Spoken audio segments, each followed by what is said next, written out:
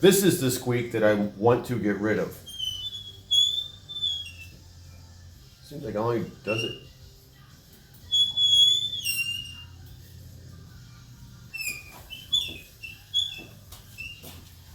Then the caliper on this side, it rolled pretty good.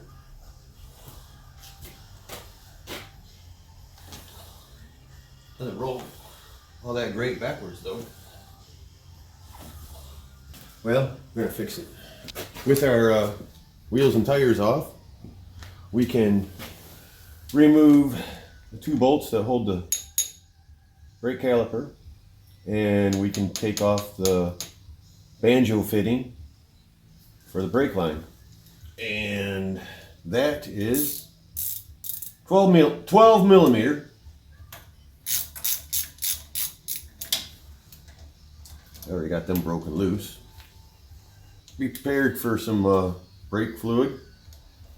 Really care about your garage floor, you probably should put a pan down or a little something or another, but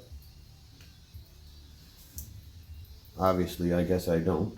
So with that out of the way, we can finish taking the bolts off of our caliper. And then off like a little girl's prom dress. Alright, you see how gouged up them are? And they're not very thick. Look at the meat on those brake pads versus what's left of them. You can't tell me that they're a little wasted. So we're going to make the attempt of taking this cotter pin out. Grip on it.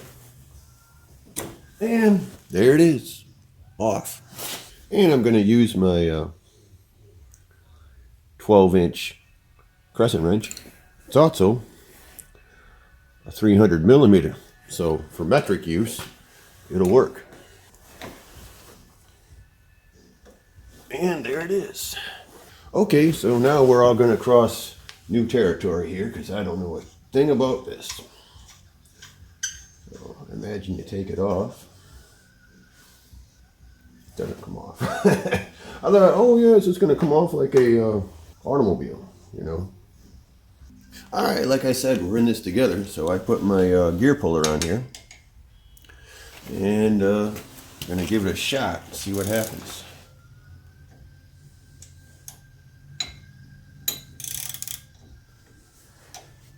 Oh yeah, it's coming.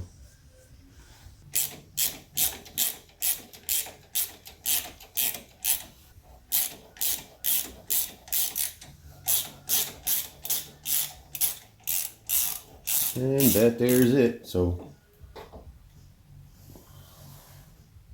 wow, that's pretty cool. Like I said, I've never done this before. So it's all new to me, and we're learning this together, huh? So now I got to take these 3 hex bolts out. So what I did is I put 2 lug nuts on it so I could cinch it down in the vise and I wouldn't be damaging anything. And that's it. That's how the other 2 came off, just the same. So now I'm just going to back these off, take it off, get the rotor off. And with the last bolt coming off, we can take this off. Dab a little grease on the spindle, slide her in, and then put your spindle nut on, and then tighten it up and put a new pin in.